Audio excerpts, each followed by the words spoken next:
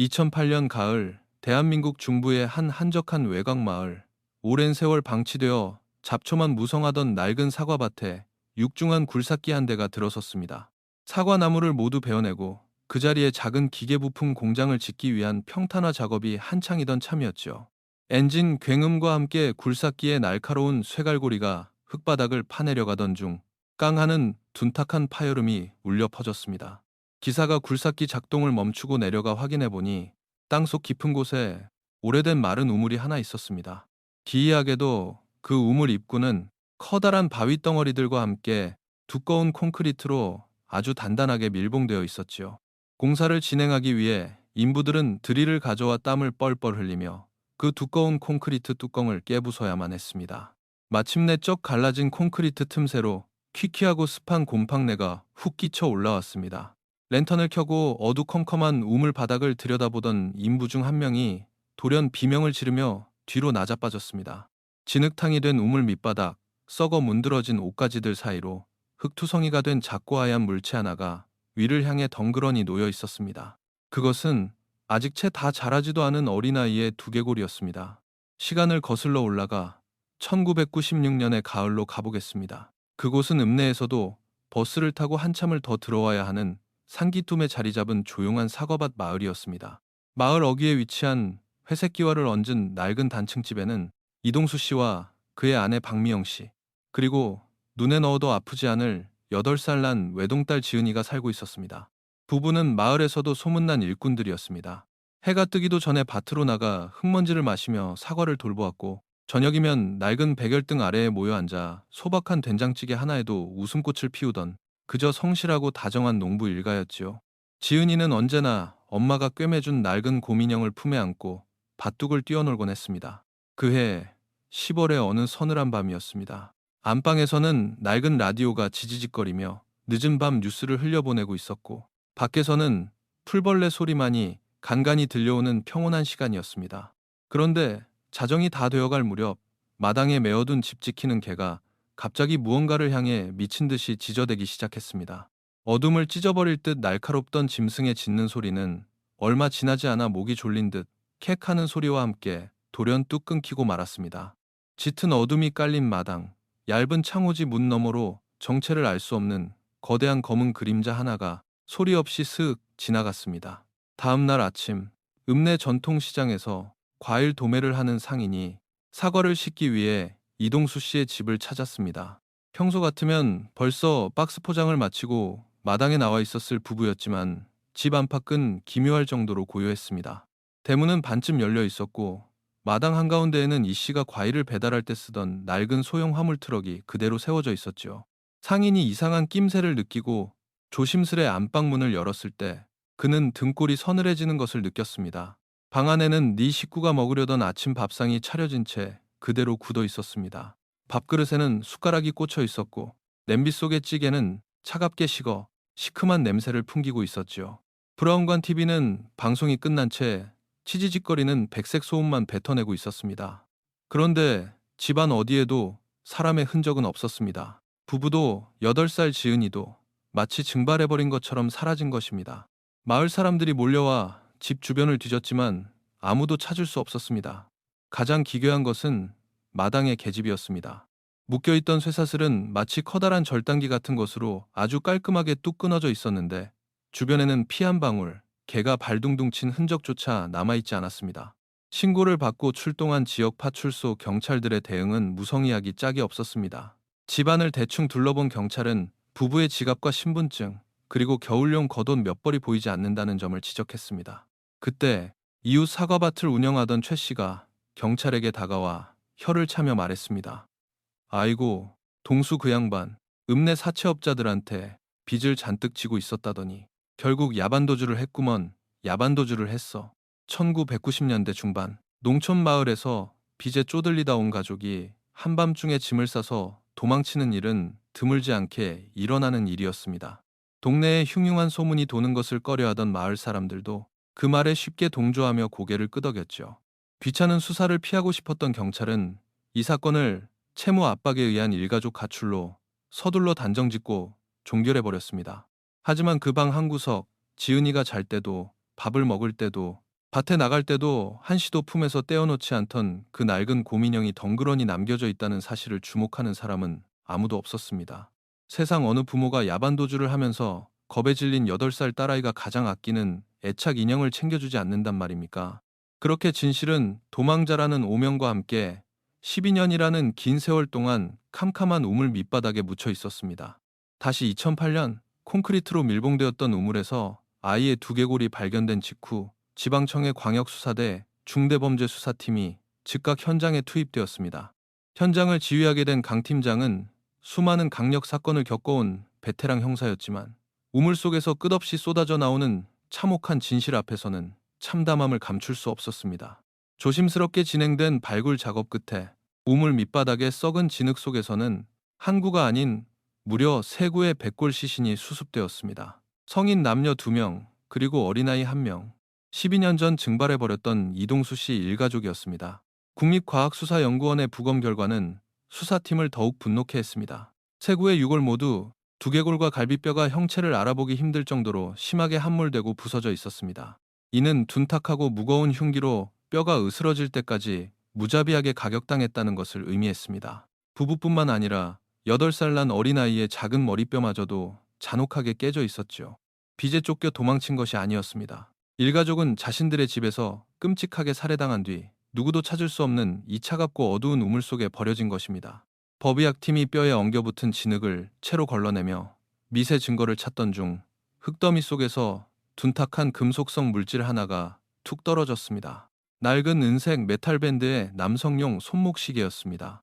시계의 유리면은 흉기에 맞은 듯 산산조각이 나 있었고 바늘은 이시 15분을 가리킨 채 영원히 멈춰서 있었습니다. 강 팀장은 장갑을 낀 손으로 조심스레 시계를 집어들었습니다. 그 시계의 메탈 밴드 둘레는 체격이 왜소했던 피해자 이동수 씨의 손목에 차기에는 터무니없이 헐거울 정도로 컸습니다. 피해자의 것이 아니라는 뜻이었습니다. 그리고 한 단어로 니즈하게 강 팀장이 시계를 뒤집어 뒷면을 확인하자 부식된 금속판 위에 희미하게 각인된 글귀가 눈에 들어왔습니다. 창립 10주년 기념 1985년.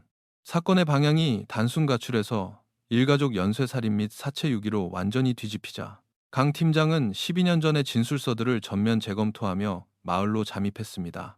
하지만 마을 사람들의 반응은 차갑기 그지없었습니다. 12년 전 이웃을 야반도주한 파렴치 안으로 몰아세웠던 죄값 때문인지 아니면 그 살인마가 여전히 자신들과 숨쉬고 있을지도 모른다는 공포 때문인지 모두가 문을 굳게 걸어 잠그고 입을 닫았습니다.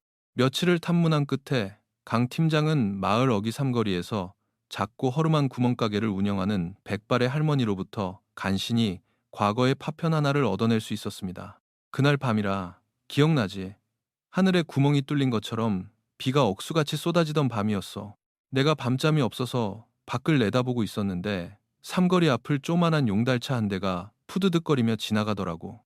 짐칸에 그 냄새 지독한 비료 포대들을 잔뜩 싣고 말이야. 할머니, 혹시 그 트럭이 이동수 씨의 트럭이었습니까? 아니야, 아니지. 동순의 트럭은 다음날 아침에도 걔네 집 마당에 가만히 주차되어 있었는걸. 내가 두 눈으로 똑똑히 봤어. 할머니의 증언은 사건을 새로운 국면으로 이끌었습니다. 살인마는 시신 세 구를 한 번에 옮기기 위해 다른 트럭을 끌고 왔던 것입니다. 게다가 현장을 감식하던 경찰은 우물 입구를 막고 있던 콘크리트 뚜껑의 절단면을 분석한 후 경악했습니다. 그것은 단순히 시멘트를 물에 개어붓는 수준의 작업이 아니었습니다. 자갈과 모래의 비율이 완벽하게 배합된 전문적인 건축용 시멘트 믹서기를 사용해 타설한 것이었습니다. 살인마는 시신이 썩어가는 냄새가 밖으로 새어나오지 못하게 하려고 미장 기술까지 동원해 철저하게 우물을 봉인해버린 것입니다. 단서는 그것뿐만이 아니었습니다. 아내 박미영 씨의 시신이 입고 있던 사가버린 바지 주머니 속에서 진흙에 엉겨붙은 아주 작은 쇠조각 하나가 발견되었습니다. 손가락 한마디 크기의 작고 정교한 열쇠. 그것은 일반적인 방문 열쇠가 아닌 개인용 소형 금고의 열쇠였습니다. 강 팀장과 형사들은 당장 12년 동안 방치되어 있던 이동수 씨의 낡은 집으로 향했습니다. 거미줄이 쳐진 방안을 이잡듯이 뒤지던 형사들은 마침내 안방 침상 아래쪽 바닥재 일부가 미세하게 들떠있는 것을 발견했습니다. 빠루를 가져와 썩어가는 나무 장판을 우지끈 뜯어내자 그 아래 습기 찬 흙바닥 속에 묻혀있던 작은 철제 금고 하나가 모습을 드러냈습니다. 박미영 씨의 주머니에서 나온 열쇠를 꽂고 돌리자 철컥하는 둔탁한 소리와 함께 12년의 침묵이 열렸습니다. 금고 안에는 낡은 은행 통장 하나와 누렇게 변색된 박미영 씨의 일기장이 들어 있었습니다. 통장을 펼친 강 팀장의 미간이 깊게 패였습니다. 마을에 돌았던 사채빚조 소문은 그야말로 새빨간 거짓말이었습니다. 통장에는 마이너스 내역은커녕 오히려 부부가 수년간 뼈 빠지게 일하며 한 푼 두 푼 모아온 수천만 원의 거액이 고스란히 찍혀 있었습니다.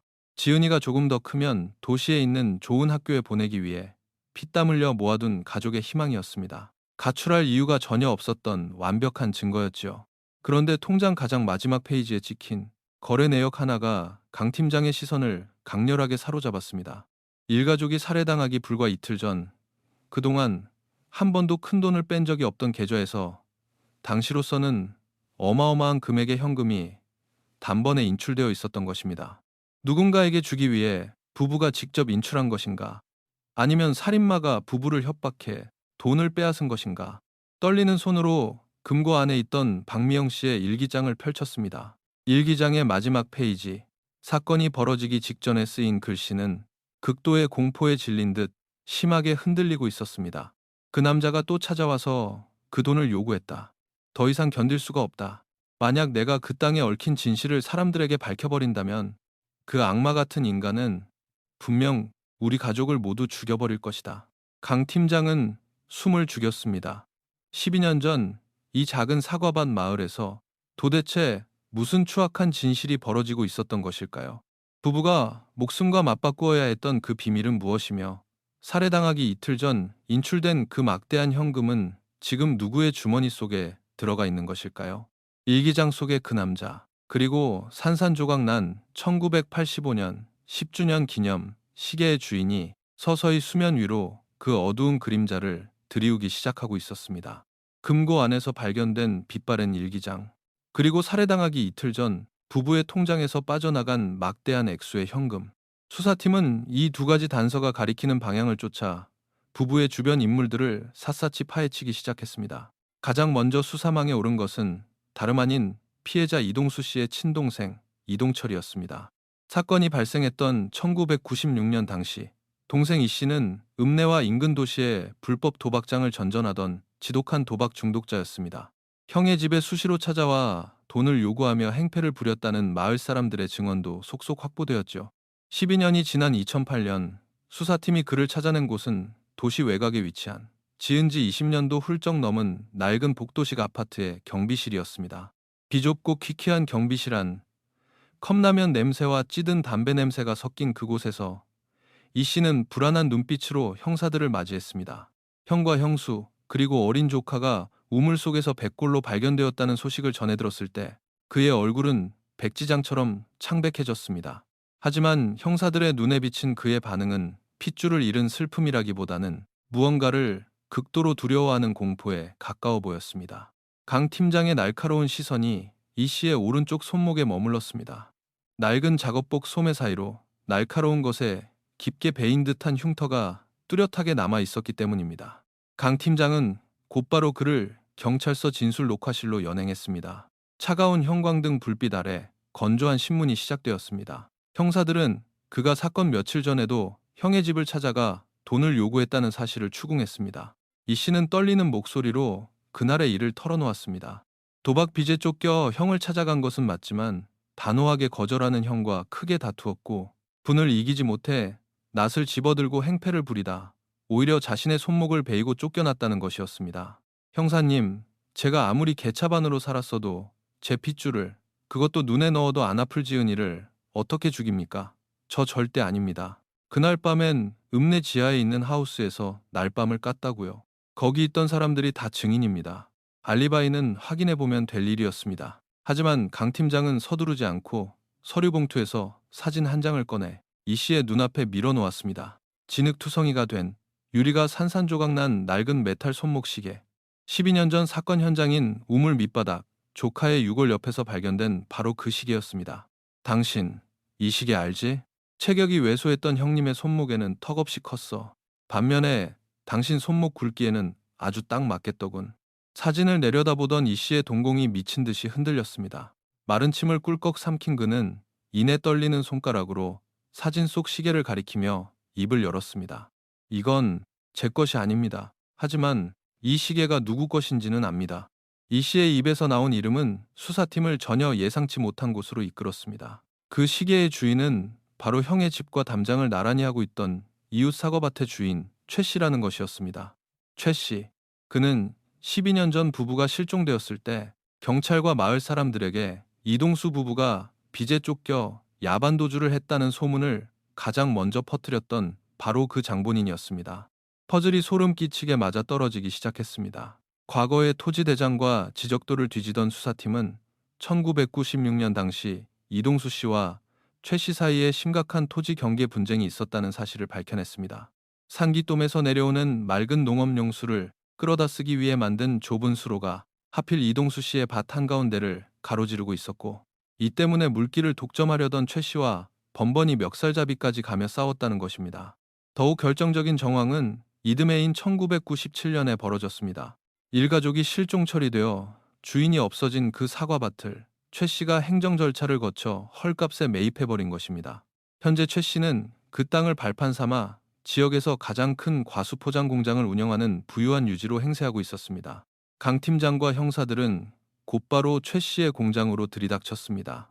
요란한 기계 소리가 돌아가는 포장 공장 한편에 화려한 사장실, 고급 가죽 소파에 기대 앉은 최 씨는 불쑥 찾아온 경찰들을 보고도 당황하는 기색 하나 없이 여유만만이었습니다.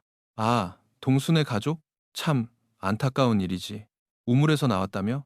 난 또 진짜로 빚쟁이들 피해서 도망간 줄 알았지.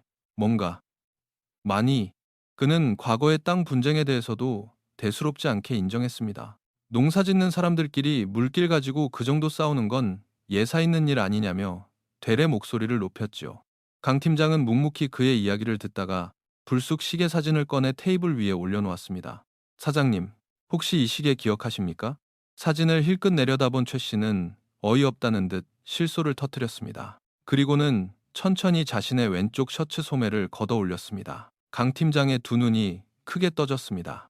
최 씨의 굵은 손목에는 사진 속의 시계와 토시 하나 틀리지 않고 똑같이 생긴 시계가 채워져 있었습니다. 심지어 시계 뒷면에 창립 10주년 기념 1985년이라고 적힌 각인마저 똑같았습니다. 형사 양반, 이거 1985년에 우리 지역 농협에서 우수 조합원들한테 기념품으로 쫙 돌렸던 시계야. 나뿐만 아니라 이 동네에서 농사 좀 짓는다 하는 영감쟁이들은 아직도 이거 차고 다니는 사람 널렸어. 수사는 다시 거대한 벽에 부딪혔습니다. 지역 농협의 오래된 장부를 뒤져보니 1985년 당시 그 시계를 받은 사람은 마을 반경 내에 무려 50명이나 되었습니다. 살인범은 이 50명 중 한 명이거나 혹은 누군가에게 이 시계를 중고로 얻었거나 훔친 사람일 수도 있었습니다. 범위가 너무 넓었습니다. 마을 전체가 용의 선상에 오른 것이나 다름없었지요. 수사팀 사무실에 짙은 피로감과 정적이 맴돌았습니다. 강 팀장은 며칠째 퇴근도 하지 못한 채 화이트보드에 붙은 우물 속 시계 사진만 뚫어지게 노려보고 있었습니다. 그러다 문득 사진을 확대한 강 팀장의 시선이 시계의 메탈 밴드 이음새 부분에 멈췄습니다. 밴드를 고정하는 작은 핀이 부러졌었는지 아주 조잡하고 거친 솜씨로 짬질이 되어 있는 흔적이 발견된 것입니다. 이것은 기계로 찍어낸 공산품의 흔적이 아니었습니다. 누군가 손으로, 그것도 아주 투박하게 수리한 흔적. 이 시계 고친 적이 있다. 이 총구석에서 90년대 중반에 식약줄 뗀질을 할 만한 곳을 다 찾아 형사들은 흙먼지 날리는 시골 읍내와 인접도시의 낡은 전통시장 뒷골목을 이잡듯 뒤지기 시작했습니다. 폐업한 시계방 주인을 수소문하고 녹슨 셔터문이 내려간 금은방 영감님들을 찾아다녔습니다. 피 말리는 탐문 끝에 시장통 구석에 무너져가는 슬레이트 지붕 아래서 수십 년째 시계를 고치고 있는 팔순의 늙은 시계 수리공을 만날 수 있었습니다. 노인은 돋보기 안경을 코끝에 걸치고 형사들이 내민 사진을 한참 동안 들여다보더니 느릿느릿 고개를 끄덕였습니다. 기억나지? 이 무식한 찜질. 내가 한 게 맞아. 밴드가 사가서 끊어지려고 하길래 아예 쇳물로 지져버렸거든. 90년대 그맘때쯤이었을 거야. 형사들의 심장이 요동쳤습니다. 어르신, 혹시 누가 이 시계를 맡겼는지 기억하십니까? 노인은 가게 구석에 산처럼 쌓인 곰팡이가 슬고 쥐가 갉아먹은 낡은 장부 더미를 뒤지기 시작했습니다. 한참 동안 먼지 쌓인 종이장을 넘기던 노인의 주름진 손가락이 1996년 여름의 어느 날짜에 멈췄습니다. 빛바랜 만년필 글씨로 적힌 이름 하나. 한기태, 비닐하우스 옆 비료공장. 시계의 주인이었던 최 씨도 도박꾼 동생도 아니었습니다. 한기태. 그는 동네 토박이가 아니라 농번기에만 뜨내기로 들어와 일용직을 전전하던 외지인이었습니다. 당시 사과밭 근처의 영세한 비료 공장에서 숙식을 해결하며 마기를 하던 사내였죠. 경찰의 거주지 조회 결과 그는 이미 수많은 절도와 폭력 전과를 가진 전과자였고 현재는 이웃지방의 교도소에 다른 절도건으로 수감 중인 상태였습니다. 강 팀장은 직감했습니다. 살해당하기 전 사라진 거액의 현금, 전과 다수자인 외지인 노동자, 그리고 현장에 떨어진 그의 시계. 그림이 완벽하게 맞춰지는 듯 했습니다. 돈을 노린 강도 살인이 분명해 보였습니다. 교도소 접견실. 죄수복을 입은 한기태가 삐딱한 자세로 의자에 기대 앉았습니다. 그는 형사들의 방문을 대수롭지 않게 여기는 듯 보였습니다.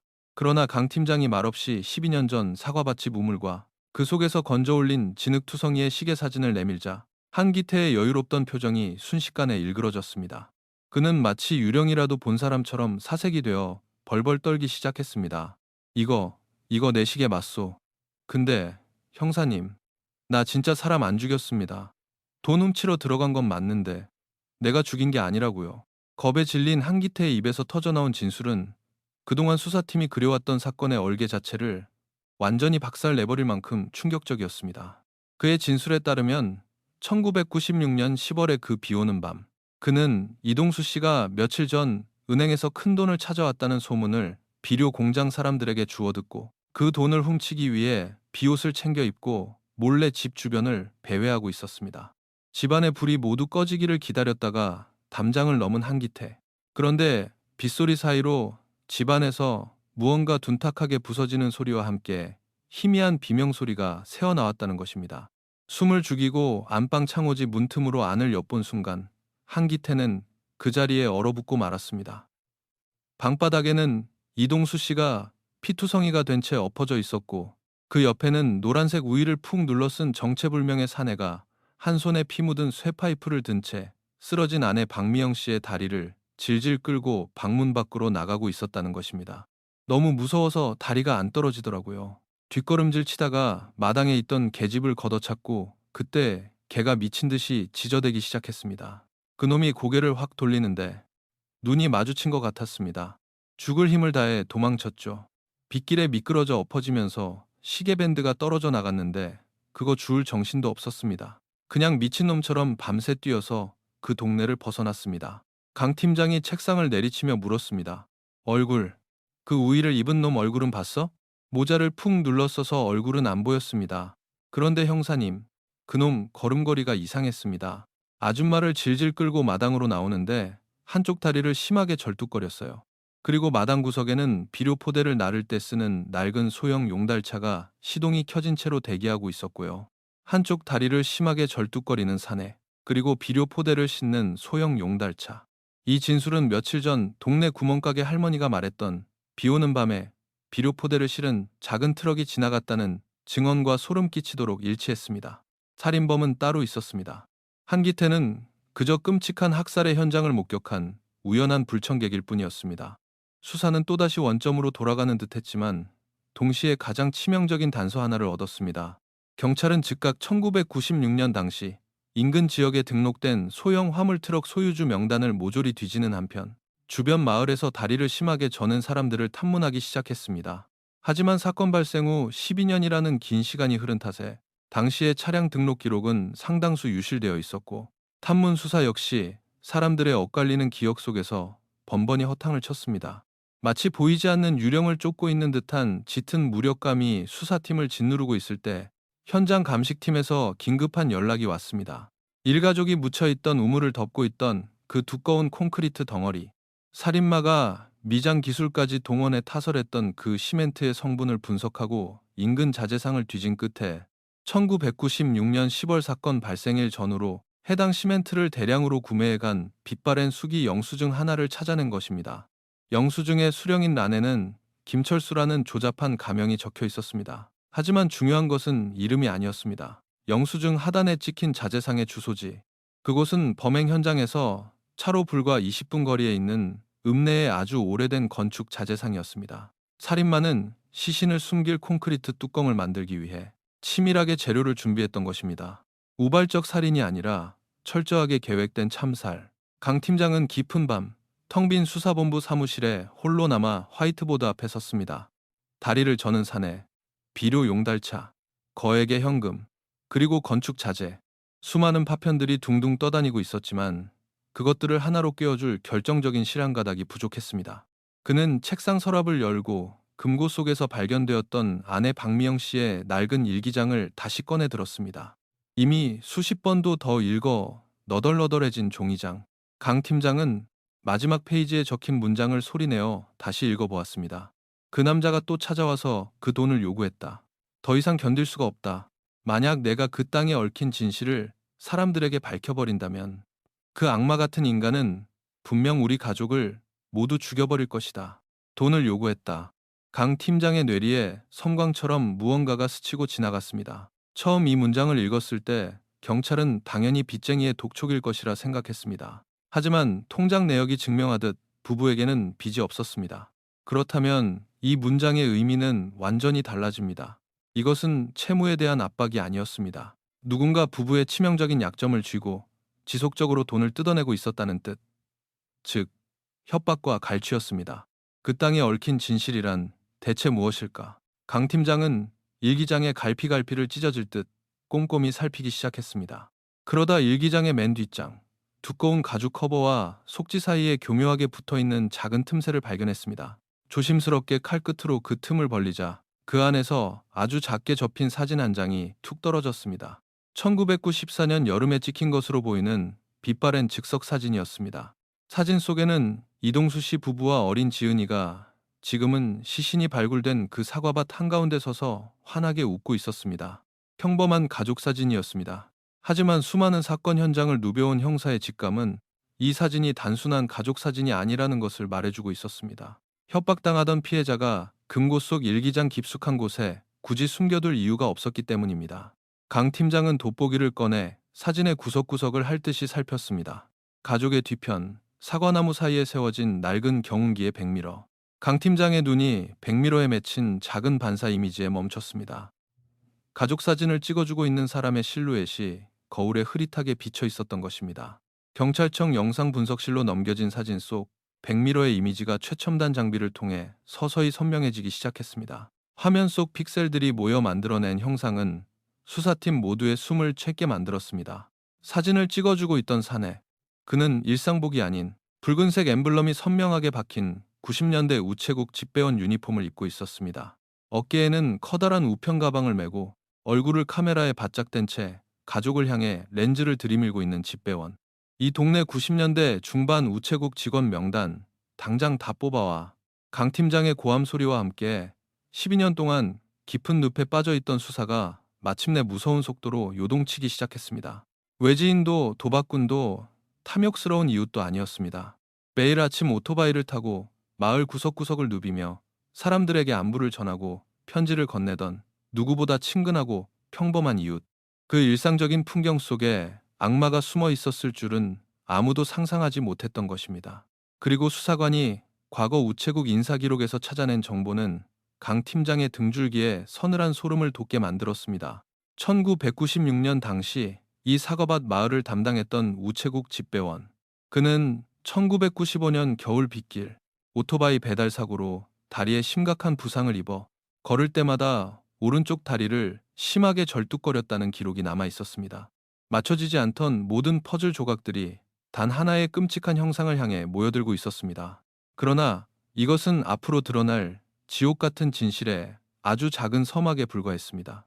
과연 그 집배원이 쥐고 있던 땅에 얽힌 비밀은 무엇이며 우물 속에서 발견된 세구의 유골은 그날 밤 어떤 처참한 마지막을 맞이했던 것일까요? 비극의 실체를 향한 진짜 문이 이제 막 소리 없이 열리려 하고 있었습니다.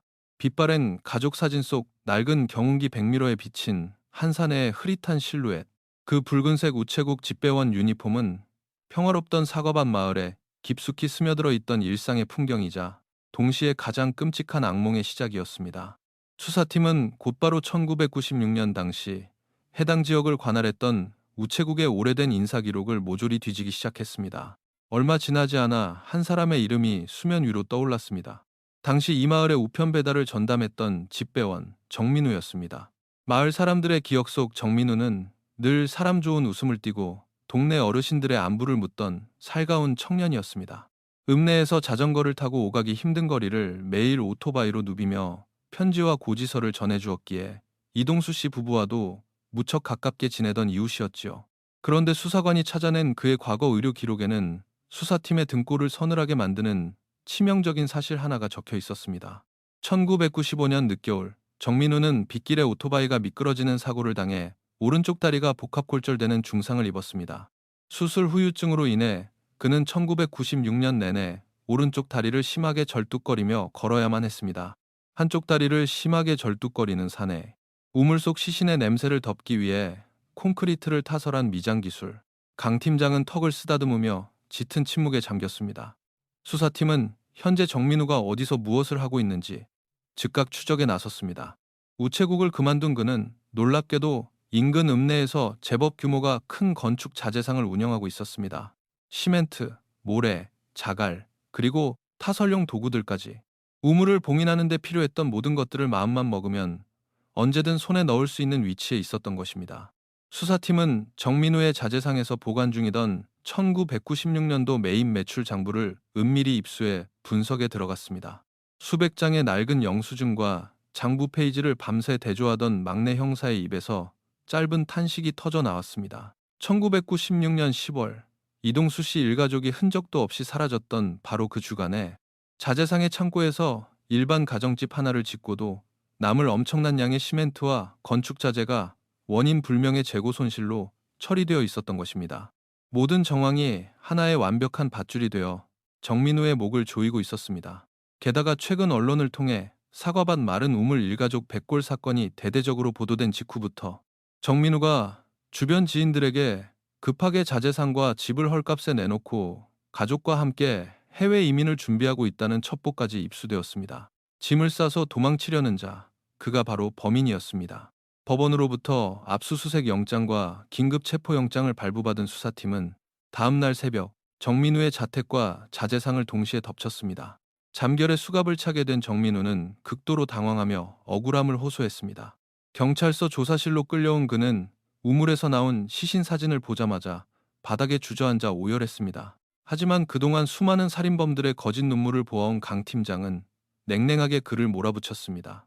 사라진 시멘트, 우체부 시절 가족 사진에 찍힌 모습, 그리고 다리를 저는 걸음걸이까지. 그러나 팽팽하던 조사실의 공기는 정민우의 아내가 창백한 얼굴로 들고 온 낡은 서류 봉투 하나로 인해 산산조각이 나고 맙니다. 우리 남편은 절대 사람을 죽일 사람이 아니에요. 그날 밤 제 남편은 병원에 있었습니다. 한 발자국도 움직일 수 없었다고요. 아내가 내민 것은 1996년 10월 당시 인근 종합병원의 입원 기록과 병상일지였습니다. 사건이 벌어지기 하루 전날 정민우는 오토바이 사고의 후유증인 뼛속 염증이 심하게 도져 고열을 동반한 폐혈증 초기 증세로 병원에 입원해 있었습니다. 담당 의사와 간호사의 회진 기록, 그리고 링거를 맞으며 밤새 침대에 누워 있었다는 같은 병실 환자들의 증언까지 확보되어 있었습니다. 강 팀장의 머릿속이 하얗게 비어버리는 순간이었습니다. 이것은 완벽한 철벽 알리바이였습니다. 사람이 두 명으로 복제되지 않는 이상 병원 침대에 묶여있던 정민우가 비 내리는 밤 사과밭에서 일가족을 참살하고 우물에 시멘트를 부을 수는 없는 노릇이었습니다. 그렇다면 대체 누구란 말인가? 다리를 절고 자재상 창고에 마음대로 접근해 시멘트를 빼낼 수 있었던 사람. 강 팀장은 마른 세수를 하며 정민우를 향해 낮고 무거운 목소리로 물었습니다. 당신이 아니면 1996년 그날 밤 당신 가게의 자재 창고문을 열 수 있었던 사람이 또 누가 있습니까? 창고 열쇠를 가진 사람이 또 있었단 말입니까? 고개를 푹 숙인 채 흐느끼던 정민우가 천천히 고개를 들었습니다. 그의 눈동자는 깊은 절망과 두려움으로 흔들리고 있었습니다. 우리 형님, 제 친형이 그 창고 스페어키를 가지고 있었습니다. 그 이름이 입 밖으로 나오는 순간 수사팀이 그토록 오래 헤매왔던 안개 낀 미로의 출구가 드디어 그 모습을 드러냈습니다. 정민우의 친형, 정상철. 형사들이 곧바로 정상철의 신원과 과거 행적을 조회하기 시작했고, 모니터에 떠오르는 기록들은 수사팀의 온몸에 소름이 돋게 만들기에 충분했습니다. 정상철. 그는 1996년 당시 이동수 씨의 사과밭 근처에 있던 작은 비료 공장에서 생산직 노동자로 일하고 있었습니다. 그 비료 공장은 바로 살인 현장을 목격했다며 떨던 전과자 한기태가 잠시 머물며 일했던 바로 그곳이었습니다. 게다가 정상철은 어린 시절 앓았던 소아마비의 심각한 후유증으로 인해 평생 오른쪽 다리를 아주 심하게 절며 걷는 지체 장애를 가지고 있었습니다. 수사의 조각들이 미친 듯한 속도로 제자리를 찾아가기 시작했습니다. 강 팀장은 12년 전 인근 농협에서 배포했던 1985년 창립 10주년 기념식의 수령자 50명의 명단을 다시 끄집어냈습니다. 그리고 그 안에서 지워지지 않는 잉크처럼 선명하게 박혀있는 정상철이라는 이름 석자를 찾아냈습니다. 하지만 여기서 의문이 생겼습니다. 우물에 떨어진 시계를 수리했던 시계방 영감님의 장부에는 분명 도둑 한기태의 이름이 적혀 있었습니다. 시계의 원래 주인이 정상철이라면 어째서 한기태의 이름으로 시계가 수리되었으며 또 어째서 살해 현장에 그 시계가 떨어져 있었던 것일까? 과거 비료 공장 기숙사에서 두 사람과 함께 지냈던 옛 동료의 진술이 이 모순을 완벽하게 해결해 주었습니다. 아, 그 시계요? 상철이 형님이 농협에서 받은 자기 시계를 술 먹다 잃어버렸거든요. 그러고 며칠 뒤에 기숙사에서 한기태가 애지중지 차고 다니던 똑같은 시계가 감쪽같이 사라졌습니다. 기태가 누가 훔쳐갔냐고 방방 뛰고 난리가 났었는데 며칠 뒤부터 상철이 형님이 그 시계를 자기 손목에 슬쩍 차고 다니더라고요. 체격이 왜소했던 기태 손목에 맞춘 거라 상철이 형님 굵은 팔목에는 엄청 헐거워 보였는데도 말입니다. 정상철은 자신의 시계를 잃어버린 후 한기태의 시계를 훔쳐 찼습니다. 한기태는 훔친 시계를 고치느라 시계방 장부에 자신의 이름을 남겼던 것이고 결국 살인 현장에서 격렬한 몸싸움 끝에 떨어져 나간 그 헐거운 시계는 다름 아닌 정상철의 손목에 채워져 있던 것이었습니다. 모든 진실이 톱니바퀴처럼 완벽하게 맞물려 돌아가기 시작했습니다. 그렇다면 가장 중요한 것, 대체 왜 정상철은 평범한 이웃이었던 이동수 씨 일가족을 이토록 잔인하게 몰살해야만 했는가? 동기는 무엇인가? 경찰은 정상철의 주변 인물들을 상대로 심층 탐문을 벌였습니다. 평생 결혼을 하지 못한 채 홀로 살아온 정상철은 마을에서 음침하고 과묵한 사내로 통했습니다. 술에 취하면 동네 여자들을 훔쳐보는 음흉한 버릇이 있었고 그 때문에 동네 청년들에게 몇 차례 몰매를 맞은 전력도 있었습니다. 그 순간 강 팀장은 이동수 씨의 금고에서 발견되었던 아내 박미영 씨의 일기장을 떠올렸습니다. 그 악마 같은 인간은 분명 우리 가족을 모두 죽여버릴 것이다. 내가 그 땅에 얽힌 진실을 밝혀버린다면 경찰은 1996년 당시 사과밭의 구조를 그려둔 옛 지적도를 다시 살폈습니다. 이동수 씨의 사과밭 가장 안쪽, 외부의 시선이 닿지 않는 후미진 곳에는 부부가 농사일을 마치고 땀을 씻어내기 위해 만들어둔 작은 야외 수도가가 있었습니다. 그리고 그 수도가와 담장 하나를 사이에 두고 맞닿아 있던 곳이 바로 정상철이 일하던 비료 공장의 자재 창고 뒷벽이었습니다. 그렇습니다. 이것은 애초부터 돈을 노린 범죄가 아니었습니다. 비료 공장 창고의 높은 창문 틈새로 땀에 젖은 몸을 씻어내던 아내 박미영 씨의 모습을 훔쳐보던 정상철의 뒤틀린 욕망. 정상철은 카메라를 이용해 아내의 가장 내밀하고 무방비한 순간들을 몰래 사진으로 남겼던 것입니다. 1990년대의 보수적인 농촌 마을에서 젊은 여성의 나체 사진이 유포된다는 것은 한 가정의 명예와 삶이 송두리째 파괴되는 것을 의미했습니다. 정상철은 그 사진을 무기 삼아 박미영 씨를 지옥 같은 협박의 마스로 끌어들였고 가정을 지키고자 했던 그녀는 남편 모르게 오랜 시간 그 끔찍한 요구에 시달려야 했습니다. 그러나 결국 남편 이동수 씨가 이 끔찍한 비밀을 눈치채고 말았습니다. 부부가 이 마을을 떠나 도시로 이사하려 했던 진짜 이유는 지은이의 교육 때문이 아니었습니다. 이 지옥 같은 협박범의 소나귀에서 벗어나기 위해서였습니다. 부부가 살해당하기 이틀 전 통장에서 찾았던 그 막대한 거액의 현금. 그것은 도망치기 위한 돈이 아니라 정상철이 쥐고 있는 그 추악한 사진의 필름 원본을 영원히 되사오기 위해 준비했던 마지막 명예의 몸값이었습니다. 모든 살해 동기와 퍼즐이 완성되자 수사팀은 곧장 정상철의 은신처로 향했습니다. 그가 새들어 살고 있는 도시 외곽의 낡은 다세대 주택 반지하방. 좁은 골목길을 지나 곰팡내가 진동하는 계단을 내려간 형사들이 굳게 닫힌 철문을 부수고 들이닥쳤습니다. 하지만 방 안에는 아무도 없었습니다. 바닥에는 마시다만 소주병들이 나뒹굴고 있었고 퀴퀴한 방 안의 공기는 마치 무덤 속처럼 무거웠습니다. 강 팀장의 시선이 방 한쪽 벽면을 향했을 때 뒤따라 들어온 형사들은 일제히 헛숨을 들이켰습니다. 누렇게 뜬 벽지 위에는 최근 뉴스에 보도된 사과밭 일가족 백골 사건의 신문 기사들이 빈틈없이 오려져 붙어 있었습니다. 그리고 그 기사들 한가운데에는 12년 전 실종 전단지에 인쇄되었던 이동수 씨 가족의 흑백 사진이 수많은 붉은 펜 자국으로 난도질당한 채 꽂혀 있었습니다. 그는 12년 동안 단 하루도 이 가족의 환영에서 벗어나지 못한 채 자신이 저지른 죄악의 벽에 갇혀 살고 있었던 것입니다. 책상 위에 켜져 있는 낡은 데스크톱 모니터에서는 깜빡이는 커서와 함께 남부 해안 도시로 향하는 늦은 밤 시외버스 예매 내역이 떠 있었습니다. 경찰의 수사망이 좁혀오는 것을 직감한 그가 마지막 도주를 시도하고 있는 것이 분명했습니다. 터미널, 당장 시외버스 터미널로 밟아.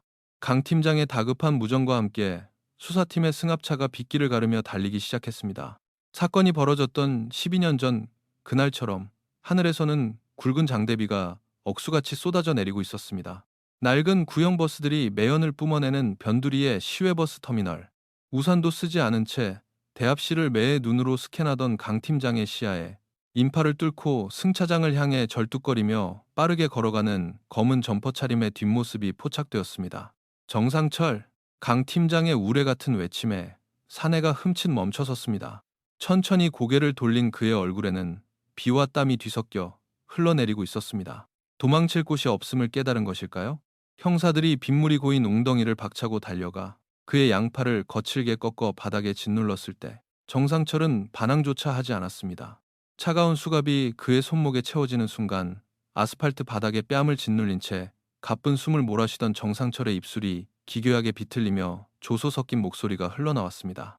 결국 찾았네. 형사 양반, 밑바닥에 콘크리트. 내가 배합 하나는 기가 막히게 했지? 취조실의 공기는 무겁고 차가웠습니다.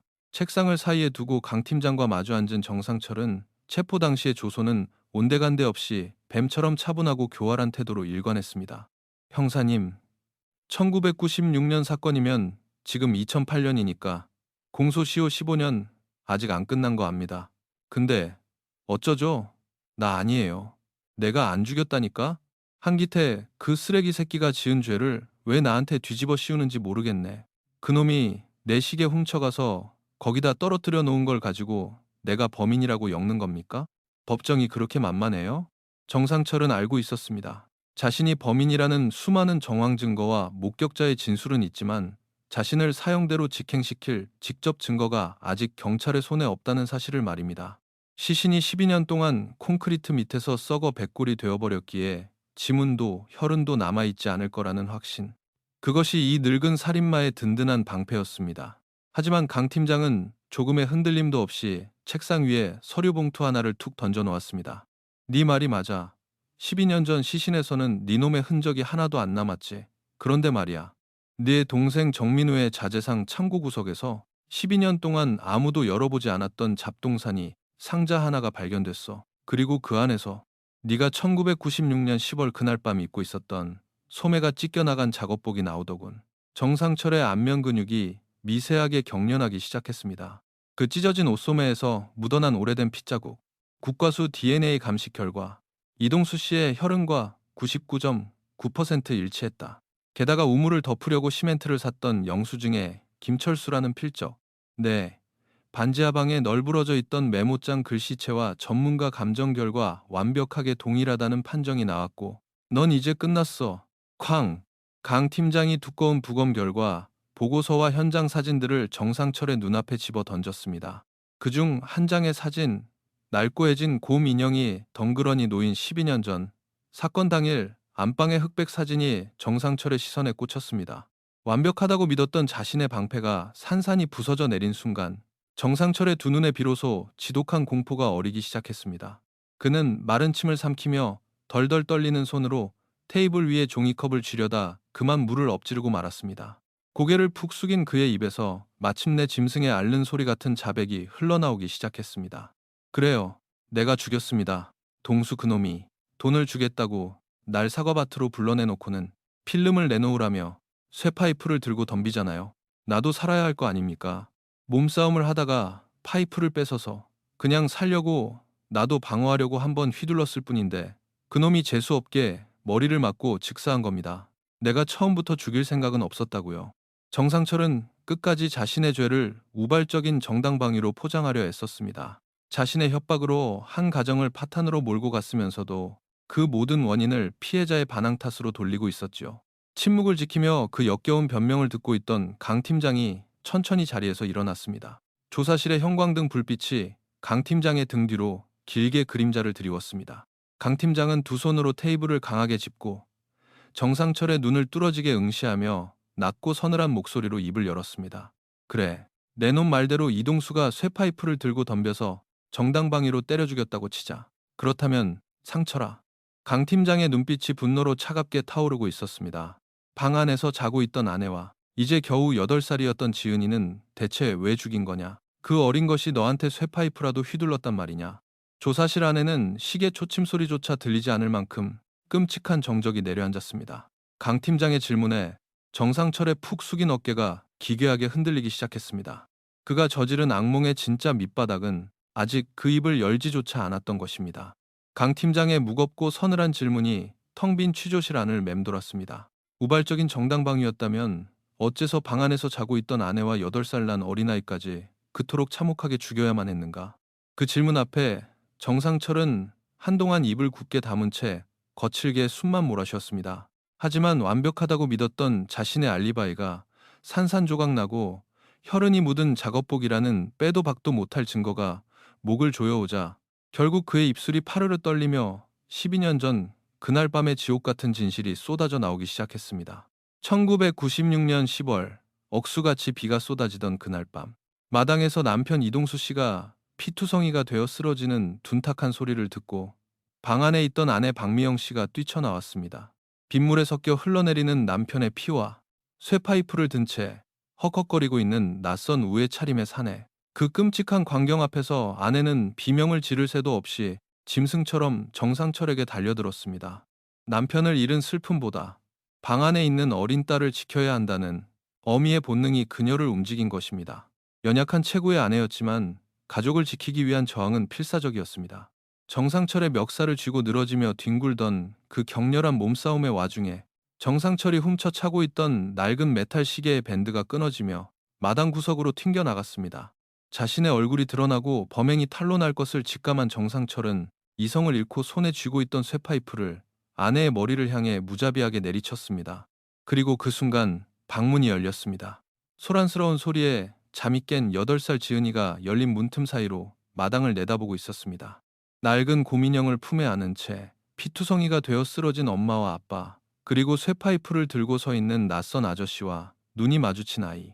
겁에 질린 아이의 작은 손에서 곰인형이 툭 하고 방바닥으로 떨어졌습니다. 그 작은 소리에 정상철은 천천히 고개를 돌려 아이를 바라보았습니다.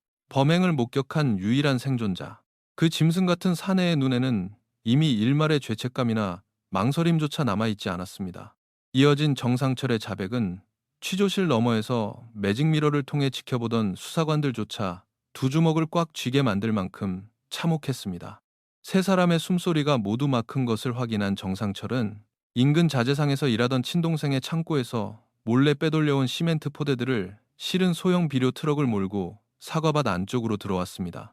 그는 쓰러진 일가족의 시신을 질질 끌어다 사과밭 구석에 방치되어 있던 마른 우물 안으로 차례차례 던져 넣었습니다. 억수같이 쏟아지는 빗소리를 방패 삼아 그는 우물 옆에서 휴대용 믹서기로 시멘트와 모래, 자갈을 섞어 육중한 콘크리트를 반죽하기 시작했습니다. 시체가 썩는 냄새를 완벽하게 차단하기 위해 두꺼운 뚜껑을 덮을 작정이었습니다. 질척한 콘크리트 반죽이 완성되고 삽으로 그것을 우물 안으로 퍼부으려던 바로 그 순간이었습니다. 어둡고 깊은 우물 저 밑바닥에서 아주 미세한 소리가 들려왔습니다. 콜록, 콜록. 숨이 끊어진 줄 알았던 8살 지은이가 깨진 머리를 안고 차가운 우물 바닥에서 힘겹게 기침을 토해내고 있었던 것입니다. 아이는 아직 살아 있었습니다. 어둠 속에서 살려달라며 가느다란 숨을 몰아쉬고 있었습니다. 그 소리를 들었다고 자백하는 정상철의 얼굴은 소름 끼치도록 무덤덤했습니다. 강 팀장이 떨리는 목소리로 물었습니다. 아이가 살아있는 걸 알았으면서 도대체 왜? 정상철은 바닥을 응시하며 메마른 목소리로 대답했습니다. 거기서 멈출 수가 없었습니다. 이미 부모를 다 죽였는데 그 애를 살려두면 내가 잡히잖아요. 그리고 시멘트 반죽도 이미 다 만들어 놨었고. 그는 우물 밑에서 들려오는 아이의 가녀린 기침 소리를 애써 무시한 채 그 위로 무겁고 차가운 콘크리트 반죽을 쏟아부었습니다. 젖은 시멘트 덩어리들이 우물 바닥으로 쏟아져 내리며 아이의 작은 몸을 덮쳤고, 이내 그 끔찍한 울음소리마저 육중한 콘크리트 층 아래로 영원히 봉인되어 버리고 말았습니다. 듣고 있던 강 팀장은 결국 참지 못하고 책상을 걷어차며 정상철의 멱살을 틀어쥐었습니다. 취조실안은 형사들의 억눌린 분노와 참담한 탄식으로 가득 찼습니다. 그것은 단순한 살인 사건이 아니었습니다. 한 인간이 어디까지 잔혹해질 수 있는지 그 바닥을 보여주는 지옥의 단면이었습니다. 수사가 마무리되어 가면서 경찰은 12년이라는 긴 세월 동안 어째서 이토록 참혹한 사건이 야반도주라는 이름으로 묻혀 있어야만 했는지 그 씁쓸한 이면의 조각들을 하나둘 맞춰 나갔습니다. 이동수 씨 부부가 사채빚을 지고 도망갔다는 헛소문을 마을에 가장 먼저 퍼뜨렸던 이웃 사과밭의 최 씨. 그는 부부가 정말로 도망갔다고 믿어서 그런 소문을 낸 것이 아니었습니다. 주인이 사라진 빈 땅이 경매에 넘어가면 자신이 그 밭을 헐값에 사들여 땅을 넓히려는 알량하고 탐욕스러운 속셈 때문이었습니다. 형의 집을 찾아와 행패를 부렸던 동생 이동철 역시 형 내외가 사라졌다는 소식을 듣고도 혹여나 자신의 불법 도박 사실과 빚 문제가 경찰 수사선상에 오를까 두려워 꿀먹은 벙어리 행세를 했습니다. 살인 현장을 두 눈으로 목격했던 도둑 한기태는 자신의 절도 행각이 발각될 것이 두려워 침묵한 채 빗속으로 도망쳐 버렸죠. 그 누구도 살인을 모의하거나 동조하지는 않았습니다. 하지만 이웃의 땅을 탐낸 욕심, 자신의 허물을 덮으려는 이기심, 그리고 흉흉한 일에 엮이기 싫어 문을 걸어 잠근 마을 사람들의 차가운 무관심이 한데 엉겨붙어 정상철이 부어버린 콘크리트 뚜껑 위에 또 다른 형태의 거대한 콘크리트를 덧발라버린 것입니다. 그 단단한 무관심의 벽 아래서 억울하게 죽어간 일가족의 진실은 12년 동안이나 빛을 보지 못했습니다. 마침내 사건의 전말이 언론을 통해 세상에 알려지자 대한민국 전체가 충격과 분노에 휩싸였습니다. 평화롭던 시골 마을은 발칵 뒤집혔습니다. 부부의 땅을 차지하고 거드름을 피우던 이웃 최 씨는 쏟아지는 지탄을 견디지 못하고 피해자들의 낡은 집문 앞에 무릎을 꿇고 통곡하며 자신의 죄업을 뉘우쳤습니다. 동생 이동철 역시 형의 빈집 마당에서 향을 피워놓고 짐승처럼 울부짖었지만 때는 이미 너무 늦어 있었습니다. 해를 넘겨 열린 1심 국민참여재판. 지역의 낡은 법정안은 방청객들과 유가족, 그리고 취재진으로 발 디딜 틈 없이 꽉 차 있었습니다. 피고인석에 앉은 정상철은 체포 당시의 교활함은 숨긴 채 초췌하고 병든 노인의 모습으로 동정심을 유발하려 애썼습니다. 그의 국선 변호인은 정상철이 소아마비 후유증과 오랜 빈곤으로 인해 정신적으로 온전치 못한 상태였으며, 피해자인 이동수 씨가 먼저 쇠파이프를 들고 위협하는 바람에 극도의 공포 상태에서 벌어진 우발적 폭행치사라는 궤변을 늘어놓았습니다. 어떻게든 사형만은 면해보려는 얄팍한 수작이었습니다. 그러나 검찰석에 앉은 공소유지를 담당한 공토시 검사가 자리에서 일어나며 법정 안의 공기는 얼음장처럼 차갑게 굳어버렸습니다. 피고인 측은 이 사건이 생명의 위협을 느낀 상태에서 벌어진 우발적 사고라고 주장합니다. 좋습니다. 그렇다면 이 사진을 보십시오. 검사가 법정 중앙의 대형 스크린에 띄운 것은 국립과학수사연구원에서 촬영한 8살 지은이의 두개골 엑스레이와 정밀 부검 사진이었습니다. 존경하는 재판장님, 그리고 배심원 여러분, 다음으로 증인석의 법의학 전문가를 모시겠습니다. 증인석에 앉은 국과수 소속의 법의학자는 무거운 표정으로 마이크를 당겼습니다. 저희 법의학팀은 가장 어린 피해자의 유골을 감식하던 중 매우 특이하고도 참담한 소견을 발견했습니다. 피해자의 부서진 두개골 내부, 그리고 기도와 기관지가 있었을 것으로 추정되는 깊숙한 흉곽 쪽 뼈 조각들 사이에서 미세한 흙먼지와 시멘트 분말이 다량으로 검출되었습니다. 법정안이 술렁이기 시작했습니다. 검사가 법의학자를 향해 물었습니다. 그것이 의학적으로 어떤 의미를 가집니까? 시멘트 가루가 기도를 타고 폐부 깊숙한 곳까지 들어갔다는 것은 콘크리트 반죽이 쏟아져 내릴 당시 피해자가 살아 숨을 쉬고 있었다는 뜻입니다. 아이는 어둠 속에서 쏟아지는 시멘트 더미를 뒤집어 쓴 채 살기 위해 발버둥치며 가쁜 숨을 몰아쉬었고, 그 과정에서 젖은 시멘트 가루를 폐 속으로 깊게 들이마신 것입니다. 즉, 피해자는 타격에 의해 사망한 것이 아니라 산채로 콘크리트 속에 매장되어 생매장 당한 것입니다. 법정안은 일순간 정막에 휩싸였다가 이내 곳곳에서 터져나오는 오열과 짐승 같은 분노의 비명으로 아수라장이 되었습니다. 유가족 중 한 명은 그 자리에 실신하여 실려 나갔고, 방청객들은 피고인석을 향해 저주를 퍼부었습니다. 정상철은 고개를 푹 숙인 채 사시나무 떨듯 몸을 웅크렸고, 변호인조차 더 이상 고개를 들지 못했습니다. 우발적 사고라는 변명은 8살 아이를 산 채로 시멘트 속에 파묻은 악마의 잔혹함 앞에서 갈기갈기 찢겨나갔습니다. 몇 주 뒤 열린 선고 공판. 재판장은 엄숙한 목소리로 판결문을 읽어 내려갔습니다. 피고인 정상철은 피해자의 약점을 잡아 교묘하게 가정을 파괴하려 하였으며, 이에 저항하는 피해자 일가족 3명을 잔혹하게 살해하였습니다. 특히 범행을 목격했다는 이유만으로 아직 살아 숨쉬고 있던 8살의 어린아이를 차가운 우물 속에 밀어넣고 콘크리트로 생매장한 행위는 그 어떤 변명으로도 용서받을 수 없는 반인륜적이고 극악무도한 범죄입니다. 또한 자신의 범행을 은폐하기 위해 이웃들의 약점을 이용하고 12년이라는 긴 세월 동안 유가족과 사회를 기만하였습니다. 이에 재판부는 사회로부터 피고인을 영구히 격리하는 것이 합당하다고 판단합니다. 주문. 피고인 정상철을 사형에 처한다. 망치가 3번 내리쳐지는 소리가 법정의 차가운 벽을 타고 울려 퍼졌습니다. 그토록 오랜 시간 어둠 속에 갇혀있던 진실이 마침내 빛을 보고 지연된 정의가 그 무게를 증명하는 순간이었습니다. 선고를 받은 정상철은 다리에 힘이 풀려 교도관들에게 양쪽 팔을 부축받은 채 질질 끌려 나갔습니다. 법정을 나서는 호송차 창문 위로 12년 전 그날 밤처럼 굵은 비가 툭툭 떨어져 내리고 있었습니다. 재판이 끝난 그해 가을, 12년 만에 뒤늦은 장례식이 치러졌습니다. 수습된 쇠고의 유골은 하얀 도자기 유골함에 담겨 양지바른 산기과의 조용한 수목원 나무 아래 나란히 묻혔습니다. 사건의 처음부터 끝까지 묵묵히 쫓아왔던 강 팀장은 제복 차림으로 유골함 앞에 섰습니다. 그는 품에서 투명한 비닐 지퍼백 하나를 조심스레 꺼냈습니다. 12년 전 먼지 쌓인 빈 방에서 홀로 주인을 기다리고 있던 낡은 곰인형이었습니다. 강 팀장은 아이의 유골함 앞에 인형을 가만히 내려놓고 그 옆에 인근 사과밭에서 꺾어온 작은 사과나무 가지 하나를 올려두었습니다. 지은아, 늦게 와서 미안하다. 이제 무서워하지 말고 엄마 아빠 손 꼭 잡고 따뜻한 곳에서 쉬렴. 거수 경례를 올리는 강 팀장의 붉어진 눈시울 위로 따스한 가을 햇살이 내려앉고 있었습니다. 한편 모든 진실을 뱉어내고 멈춰버린 정상철의 낡은 손목시계는 경찰서 지하의 서늘한 증거물 보관실 깊숙한 곳 영구 보존 상자 안에 담겨 영원히 세상과 격리되었습니다.